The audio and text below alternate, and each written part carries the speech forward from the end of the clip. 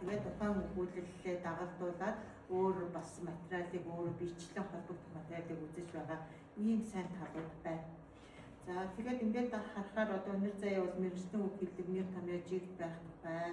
Тэгээд тэр үгийн тайлбарыг хаанаас авсан тодорхой байх тухай зааж өгч байгаа энэ төр бол бүгдээрээ ерөөсөө судалгааны ажил хийхэд сайн зөвлөмж болж байна. За тэгээд судалгааны давуу болон бүтээлтэй талыг тодорхойлж өгөх байдлыг тавчим хэлж байна. Тэгээд тэр судлаачдын үзэл баримтлал задлан шинжилгээ хийгээд өөр хооронд нь харьцуулаад тэгээд өөрийн гэсэн дүгнэлтэд бичээгүй байгаа энэ гэсэн ийм нэг шүүмжүүд бол үнэхээр судалгааны ажилд анзаарч харагддаг тийм тал байдаг. Зөвхөн энэ бактерийн оюутан байтугай ер нь нийт аль ч насны аль ч түвшний судлаачдад гардаг ийм алдаа дутагддаг. За тэгээд шүүмж гэдэг бол хүмүүс жаахан дуртай дургүй янз бүрээр ханддаг.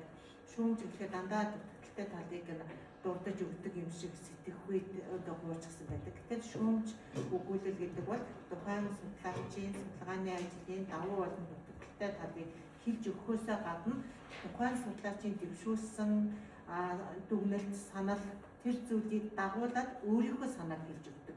Тэгэхээр хуучин цагт шүүмж өгүүлэл нэлээд өргөн байсан үед ялангуяа манай хэл шинжилгээний судалгааны шүүмж өгүүлбэр бол шүүмж бичиж байгаа судлаач нь шүүмж бичингээ өөрийнхөө саналыг дагуулж тэр судалгаандаа дэвшүүлсэн ийм зүйлүүд байна. Тийм учраас судлаачдын одоо тийм шинэ саналаа гаргаж ирсэн өгүүлэлтүүд бол шүүмж өгүүлэлтээс гаргаж ирсэн байдлаар бичсэн тийм зүйлүүд байдаг. Тэгэхээр шүүмж өгүүлэл гэдгийг за жаахан сүрэг утгаар нь мэдээж авах шаардлагагүй шүү гэдэг зүйлийг хэлэх гэж байгаа. За гэтэл одоо нөгөө эрдмийн хэлхээ чинь өөрөө хэвлэлний хэлэх шаардлага байгаа мó байхгүй юм уу? Байгаа юм уу? Тэр нь сэтгүүл дотроо байд юм уу? Сэтгүүл дотроо байхгүй юу? Ингээд зар гарахтай өнгөрсөн жил байсан тий. За тэр нь хаана байдгийг. Гэтэ тийм зүйлүүдийг анзаарч харсан уу үгүй юу гэдэг тэр юмыг анзаарч хэрэгтэй. За тэгээд дэмжлэгтэй маш нарийн анзаарсан давхурдад л утга санаа нэг дог төрчил нэшлэлийг гаргаж ирсэн. Ингээд та нарын бичсэн энэ гурван шүүмж бол үнэхээр сайн байна. Өөрөөр өмнө 2 удаа хийсэн судалгааны шүүмжүүд бас сайн байсан. Энэ бол та нарын энэ судалгааны шүүмж бичсэн энэ ажлуудыг чинь бие сургууль дээрээ судалгааны арга зүйрүүдийг хичээл дээр ашиглах байдлаар бас хэрэгэлдэг. За ингээд өнөөдөр би та нарт бас нэг зүйлийг хэлж өгөхөөр одоо энэ чулуун цэцгийн хийсэн ажлыг бариад аваад ир гэж дуудуулж байсан. За энэ чулуун цэцэг бас сургууль дээр оюутан байна. 8 цагийн ажил хийдэг. Цалинтай оюутан гэдэг Монгол Улсын боловсролын их сургууль дээр тийм хөтөлбөр хэрэгждэг. Тийм учраас манай энэ үйл ажиллагаанд тогтмол бус оролцоод байгаа нэг юм дутагдал байна. Нэг талаар цалинжаад сайн оюутан байна. Төгсөхдөө цалинтай төгсөд хонхны баяраа элбэг баяр хийх юм шиг байгаа. Тэгсэн мөртлөө энэ хамар үдчихэж байгаа үйл ажиллагаанд тогтмол оролцож чадахгүй нэг дутагдaltaй. За ингээд ихийн чулуун цэцгийн ажил бол тод үсгээр байгаа алтан гэрэл гэдэг их хөлгөний судрыг тод үсгээс нь буулгах нэг юм ажил хийгээд байгаа. Нөгөө нэг хийж байгаа ажил маань энэ зузаа. Хэдэн нүр байгаа гэдэг 300 гаруй нөхцөлтэй 400 орчим нүртэй ийм судалгааны ажлыг энэ 2 жилийн хугацаанд хийгээд өнгөрсөн удаа хэвлэгдсэн 2 удаагийн эрдэм шинжилгээний сэтгүүлийн дугаарт бол ерөөсөө нэг одоо буулгасан хэсгээ буулгачаад бүтцийн хэсэг дотор байгаа удирдахад мэдэрдахад санаад дүгнэлт одоо арга зүй энэ гэсэн эрдэм шинжилгээний өгүүллийн бүтэц ажиглагдахгүй байна гэдэг шүүмжийг өнгөрсөн удаад сонссон. Яг судалгааны арга зүй гэдэг хичээлийн цаг дээр ч гэсэн оюутнууд бас судлаач шүүмж тавьж байсан. Гэтэл тэр нь яагаад тийм байх ёстой юм бэ?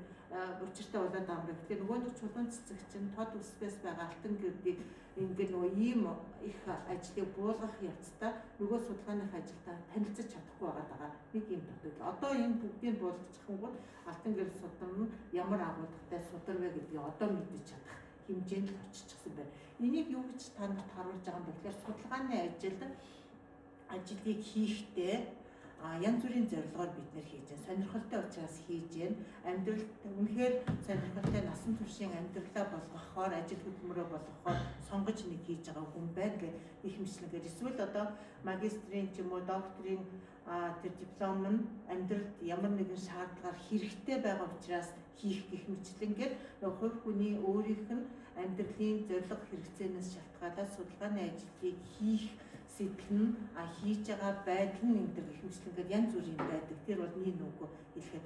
За тэгээд одоо хэрвээ ингээд ийм нэг судалгааны ажил авчихсан байгаа бол одоо бакалаврын түвшинд одоо чулуун цэцгийн энэ ажил бол яг нэг тод үсгээс байгаа алтан гэрлийг кирилл эрдэм шинжилгээний галгаар болгох, кирилл үсгээр болгох, агуулгын товчийг илрүүлэх гэдэг хэмжээнд дипломын ажил нь гарч ирэх юм. Магистрийн ажлын төвшөнд энэ ажлыг хэрвээ цаашаа би удирдаад явдаг юм бол чулуун цэцэгт юу хийх юм бэ гэхээр тод үсгийн алтан гэрэл судрын хэлний судалгаа гэж нэр өгөөд тэр дотор нь үсэг зүй, авиа зүй, үгийн сангийн төвшөнд нөгөө судалгаа хийх гэж. Дахиад цаашаа үргэлжлэх ёстой болох юм бол докторийн төвшөнд энэ ажил яаж үргэлжлэх вэ гэхээр алтан гэрэл судруудын харьцуулсан судалгаа болж үргэлжлэх ёстой болно. Тэгэхээр ерөөсөө судалгааны ажил гэдэг бол хэрвээ ингээд өргөжих, гүнзгийрэх шаардлагатай байх юм бол нэг сэдвийг бариад нөгөө сэдвээ гүнзгийрүүлэх, өргөжүүлэх байдлаар хийх юм бол тухайн ажил чанартай болохоос гадна бас бакалаврт хийсэн ажил чинь магистр чинь хэрэгтэй. Ажлыг чинь хэлбэрчлэх нэг юм болно.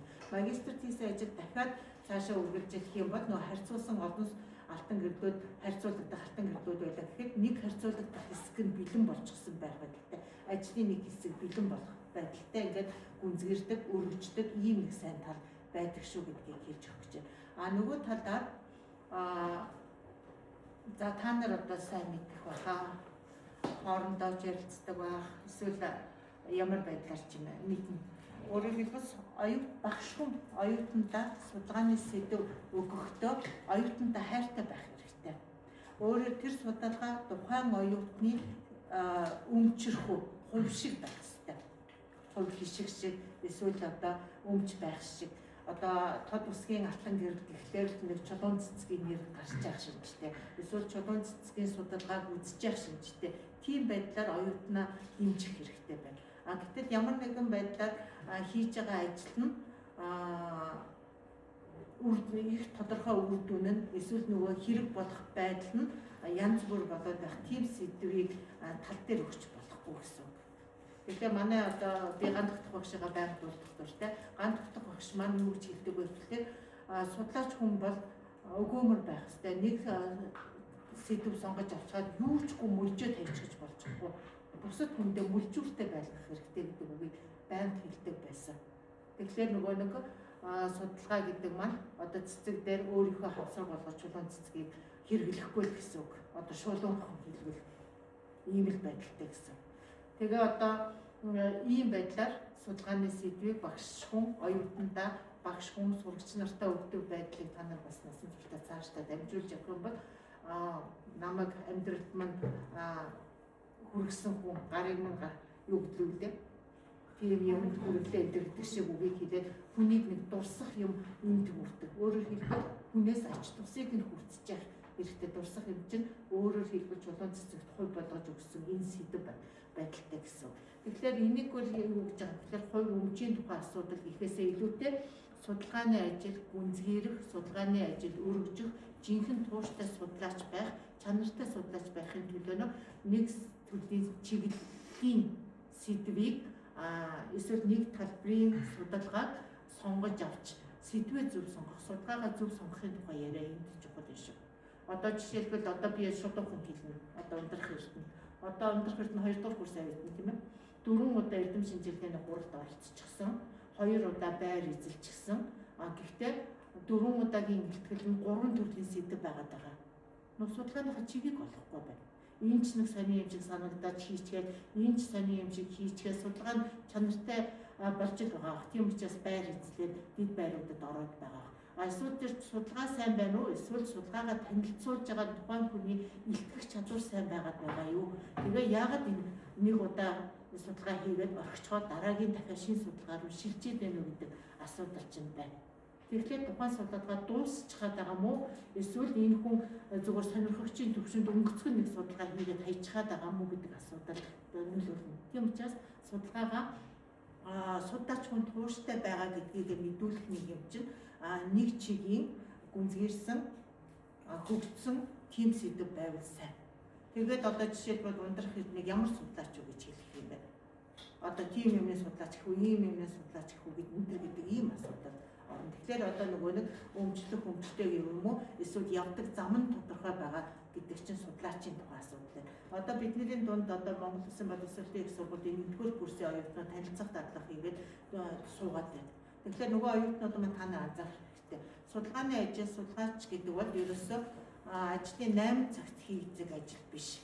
Та нар одоо сургуульдаа сурч जैन, хичээлээ хийж जैन, хичээлийнхээ завсар хийх ёстой бүхэл даалгавар шалгалтын материалуудаа бэлтгэж जैन. Гэтэл энд хажуугаар нь бас нэг сонирхолтой байгаад явж जैन. Энэ судалгаа хийн. Энэ судалгаа чинь өдрийн цагаар хийгээд дуусчих байгаа шүү дээ. Шөнө орой хагас бүтэн сайнгүй суугаад энэ тэнд янз бүрийн материал үзээд хийж идэг. Тэгэхээр судлаач хүний амьдрал гэдэг бол ажлын 8 цаг албаны ажил биш гэдгийг л маш сайн ойлгож авах хэрэгтэй.